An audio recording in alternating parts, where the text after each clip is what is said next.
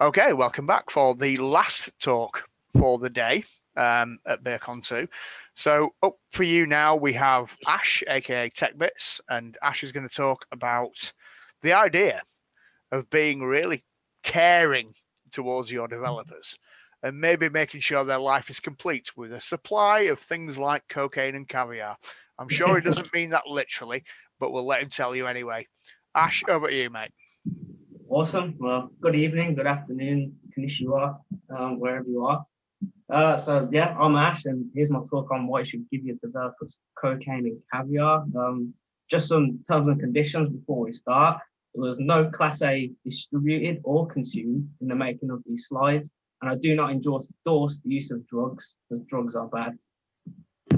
Okay, so hello, thanks for being here. And first of all, just some disclaimers. It is my first talk. You'll probably not learn anything, and it's weird as shit with no audience. I don't know why I'm more nervous that there's no audience than just talking to my laptop. And a huge shout out to the beer farmers for letting me do this talk. I hope you enjoyed all the other talks too. Also, happy Halloween. There's some pumpkins we made the other day, so just thought I'd share them. And then before we start, so I'm not an expert, I'm not a pro developer. I problem solve and I love doing technology and playing around. I'm not an elite hacker and just out here to learn and explore. And please wait until the end to throw beer bottles and whatever else at me. Oh, my bad. I'm sorry for any swearing. It's just nerves. Okay, so who the fuck is Tech? I'm not sure. So let's see, shall we? So I'm Ash Clamp. I'm a fiance to Beth, a pet hoarder and infosec analyst by day. I was developer for 5 years and still do it in my free time. I'm in the security for just under a year, and I've been in IT for 7 years, so pretty much since I left school. I've started about 476 projects and maybe finished 2 or 3. I break a lot of shit on websites, servers, remote control stuff, computers, networks, but there's a plot twist where I also build some of it. And I help out on the the Cyber Volunteers 19 group. So a shout out to the whole team over there. They're all amazing. Cool. And then here's just what I get up to in my free time. Some of the pets that we have, and me riding my donkey,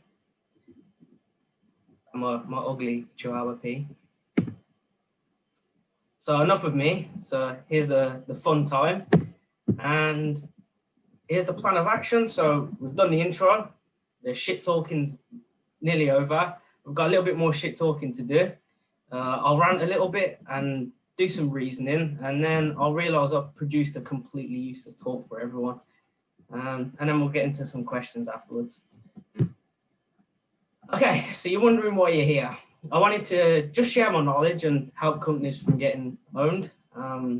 That's kind of what we all do out here. And one part of not getting owned is to focus on the engine room behind your apps and websites, which is obviously your developers. And what's one of the biggest assets to most companies? Of course, it'll be their websites. Okay, and the precious developers are almost often left in the basement. And as always, they're the most important asset, but never get the credit. But we don't do stuff for the credit because we just love, we do it for the passion and the love of building websites. Okay. And there's some weird misconceptions in security. So the weird misconceptions are developers don't care about security. And I don't know about you, but I hear it all over the place. So I was convinced myself that developers didn't care about security, even being a developer myself, up until I was getting a little bit more experienced in the development world. So that was in the early days. And I always had people telling me, and still do, that developers do not care about security and don't take it seriously. So do you think that developers don't have to meet aggressive deadlines? They have functional tests to pass. building user-friendly applications, making their applications super duper fast and high quality with object-oriented code, readable for every person on the planet, and the list goes on and on. My point is, developers do care about security, but there is 100,000 other things they need to think about, kind of like with any job.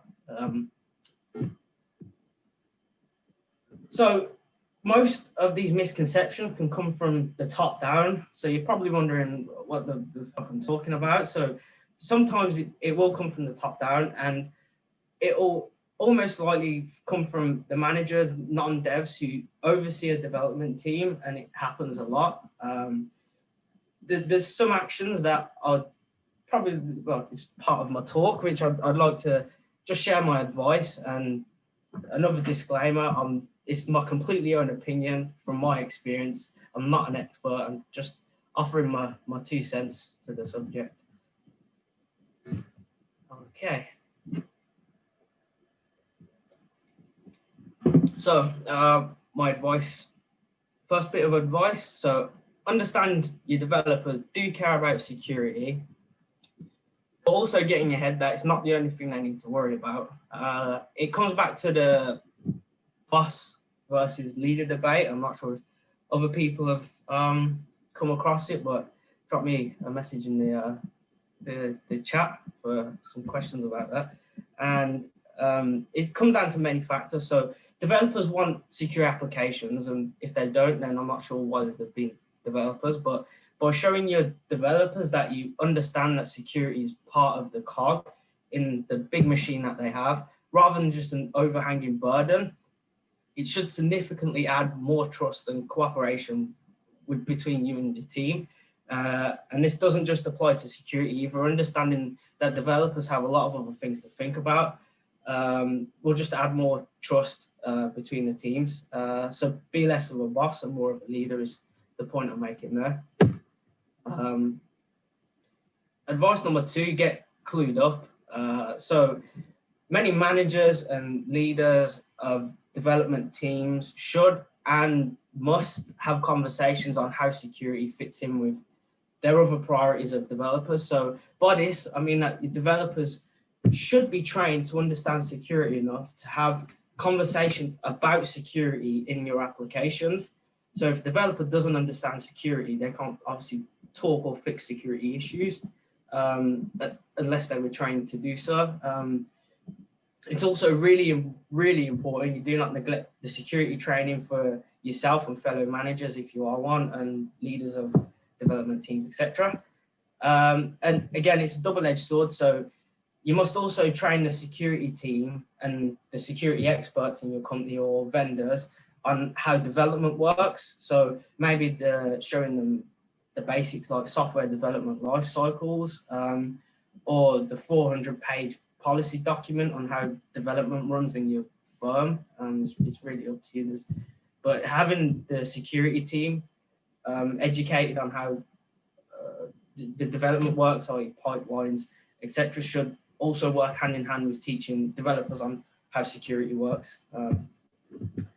And how do you expect a security professional to be a developer through a security issue if they don't understand the basics of development? That's the kind of point I'm getting there.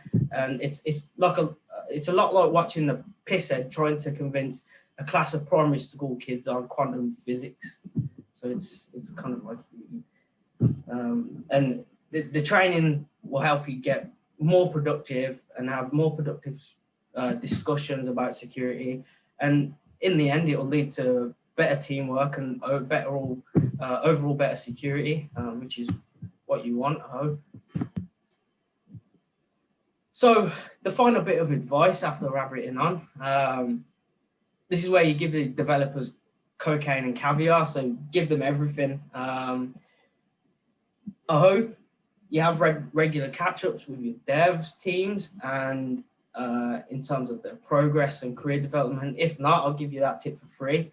Anywho, give your developers the tools they need to handle the easy per se part of security. So all of your low-hanging fruits like your SQL injections and your cross-site scripting, that can be arranged that can be provided through a range of tooling and IDEs. So you have some IDEs out there that are specifically built for adding plugins in, which you can help detect these low-hanging fruits, and that'll be one step in securing your applications. But you give them the tools they need to automate the low-hanging fruit, which is what I was just on about.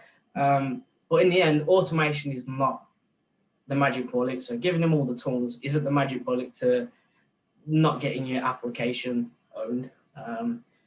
They are powerful options and they can greatly reduce the risk of security threats, but again, it won't fix all of the issues, and it does require developers to be educated on security. So that's where the cocaine and caviar comes in. So the figure of speech, where you need to give them everything.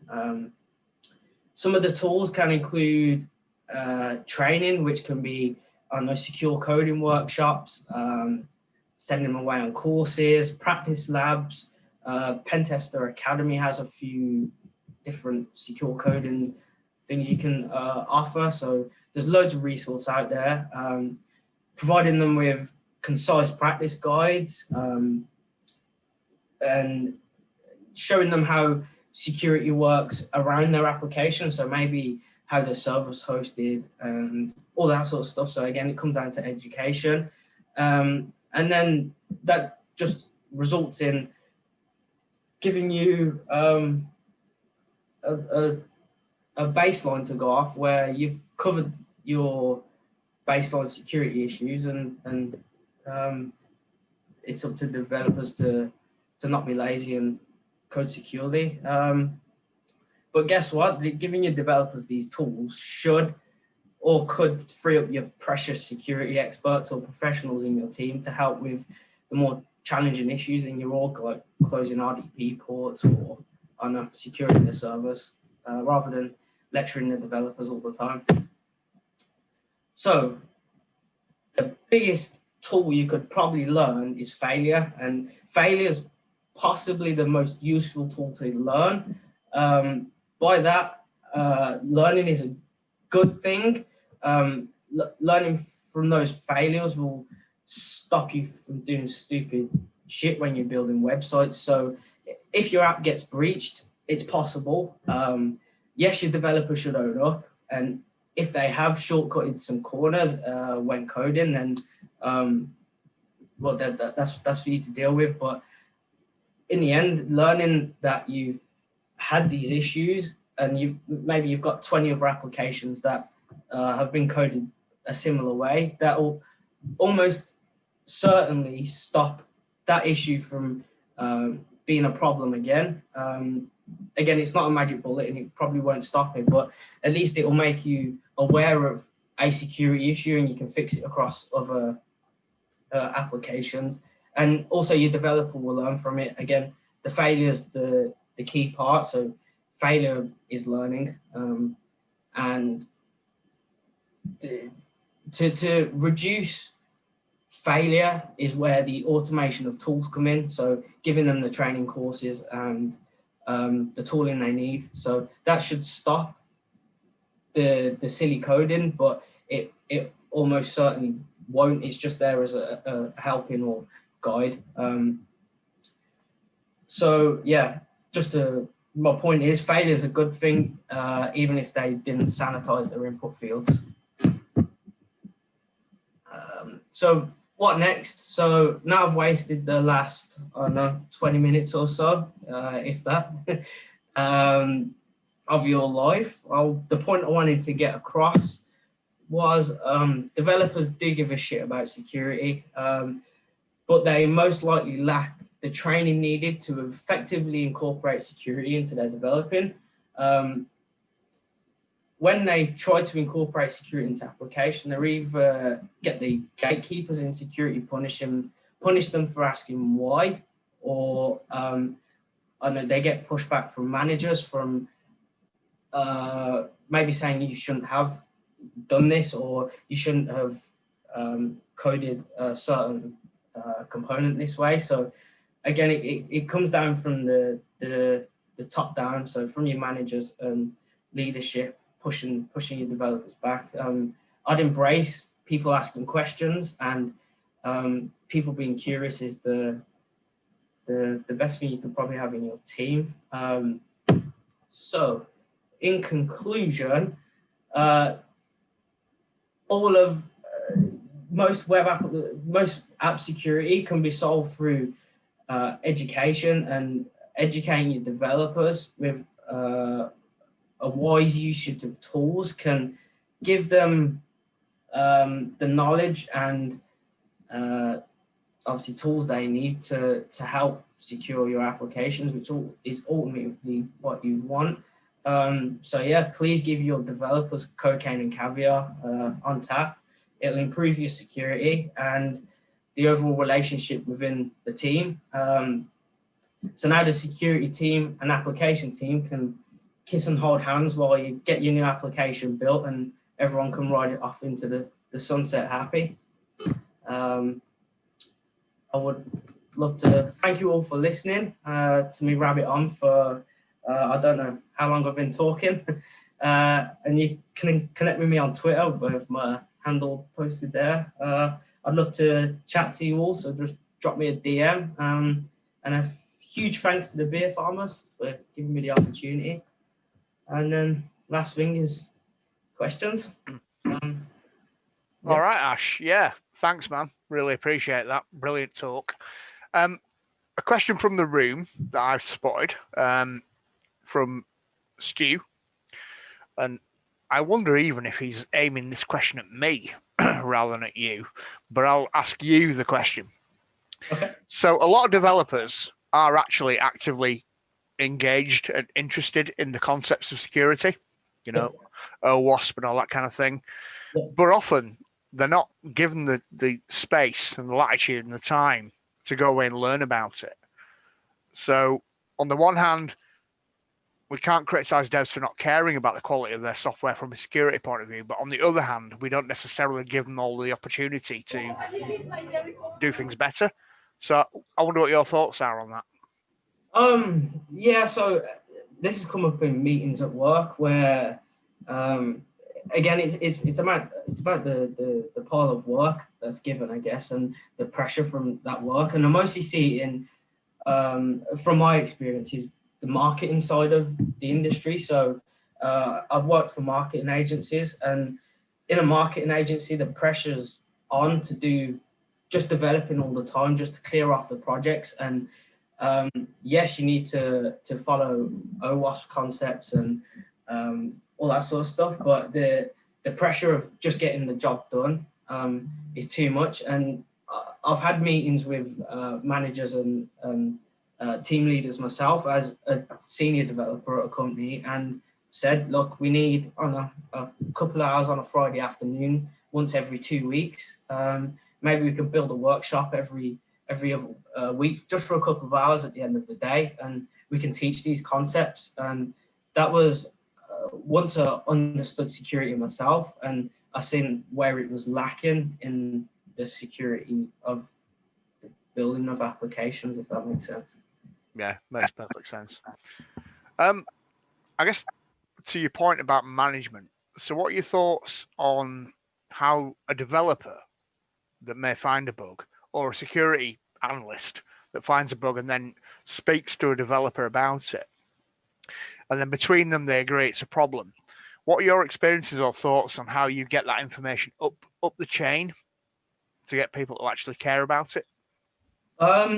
So my approach has kind of just been direct. So I'd kind of hurt some people in the process. So I'd bypass the team leader and the manager, and I'd just go straight to the person who is able to make the decision. So if you feel like there's issues with how an app's being developed, or if you feel like something's lacking in the websites, then obviously I'd speak to the team leader about it. And so most of the time that wouldn't really go anywhere. So I'd give it a couple of weeks, and maybe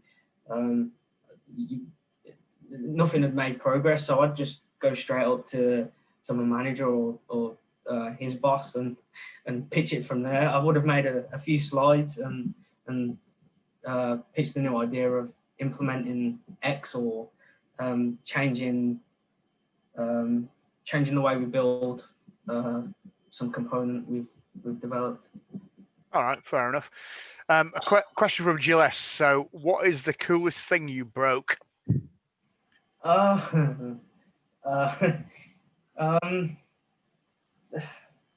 There's been quite a few things. Honestly, there's almost every single website I've built, I've broke something on there. I've probably lost, I think, just over £1 million worth of actual money website, and that wasn't fun. I also caused the ICO to get involved with a website because I left debugging turned on one of the websites, and it was Christmas and no one was in the office, and the database password and username was in that debug file. In the end, it was a good job. We had to whitelist IPs to the database, but yeah, that was my Christmas ruined probably 3 years ago now. No, you live and learn, right? Yes, yeah, I ain't done it since, so. Absolutely. It is key. Does anybody else in the room have a question for Ash? Or yeah, yeah. Sorry, Sean, do you want to go first, or? Oh, you okay. go. No Sean's having a moment. Sean is having a moment. Cool. I just want to say, see the humility and being able to turn around and say, yeah, I broke all this tons of shit here. I did this and I did that. That's awesome, because do you know what? It's a learning episode. I don't trust people that say, yeah, I can do that, and I've never made a mistake. Because I'm like, you have, and you just don't want to admit it, or you don't realize you made a mistake, and that's worse. Just a couple of comments on what you've put up. Developer for 5 years, security for about a year, IT for 7 years. That broad experience has given you a lot of different outlooks, and I think that's given you this perfect sort of idea and scope to go, this is why it's important to give your developers whatever they want, even if that's cocaine and caviar. yeah no that's what the point I wanted to get across. I've been in plenty of companies where it's the education's lacking, so yeah, it is up to the developer to in my opinion, developers should. So when I've interviewed people to hire, one of the first questions I always ask, which is kind of my deciding answer, is, do you do stuff at home? If they don't, then I don't believe that they'd be a great asset to the company. If they, it's kind of like, I'm not sure if it happens in other industries, but if I get the feeling that people do stuff at home, then they'd be able to bring a lot more to the team when they come on board. And again, it doesn't just stop there. So yeah, they should be doing stuff at home, but they also should be given the tools around security. So I don't know, maybe getting them to use Burr when they're making APIs and testing the endpoints, or when they're making a new form, maybe teaching them how to use Burr. Yes, it's extra work, but it's steps in order to stop someone else from doing that and finding a hole. It's worked quite well in the past with implementing it with teams. Yes, it's extended the lifetime of a project, or the completion date of a project, but rather than just shipping it out there as fast as possible, I think it's good just to clear off the basics. And yeah, I fully agree. Couldn't agree more.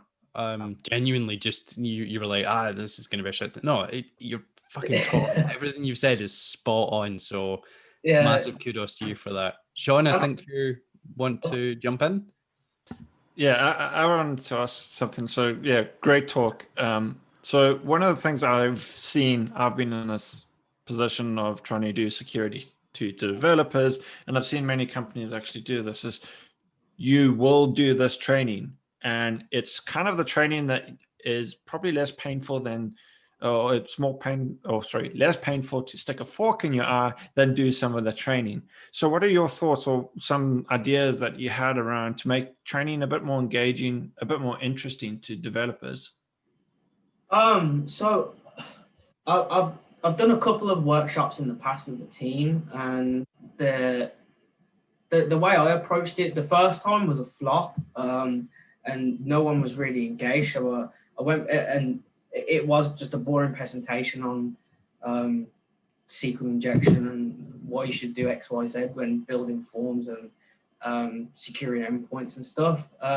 So I went back to the drawing board, and the next time round in the team meeting, I said, I basically showed them actively what's happening. So I'd build a website that was vulnerable, and I'd just show them, look, this is what it looks like, and from an attacker's point of view, and it got them a lot more engaged. But I feel like it actually taught them something which they could actually take back to, like, they'd actually remember and go, oh, maybe I should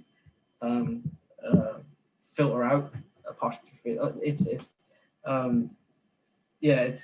I feel like getting them engaged would just be showing them how an attacker would attack a website from my point of view, and maybe doing that over an extended period of time. So in topics, maybe you touch different topics every team meeting or however teams are run. That's just my suggestion, how I'd do it if I was running a team.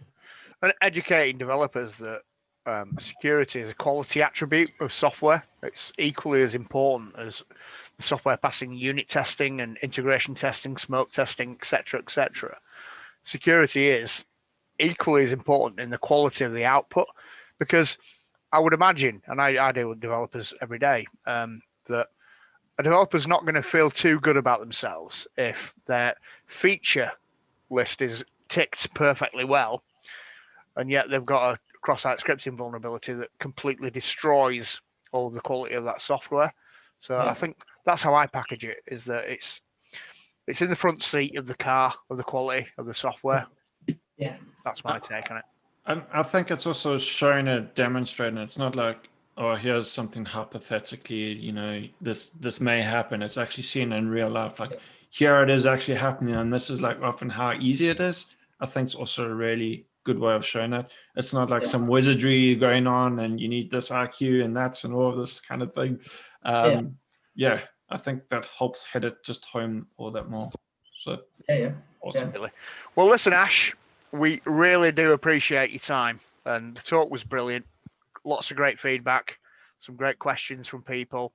Thank you very much, mate. Thanks for the opportunity. Yeah, superb. We will be back in about 2 minutes' time for our closing address for the day. But again, Ash, much obliged. Thank you very much.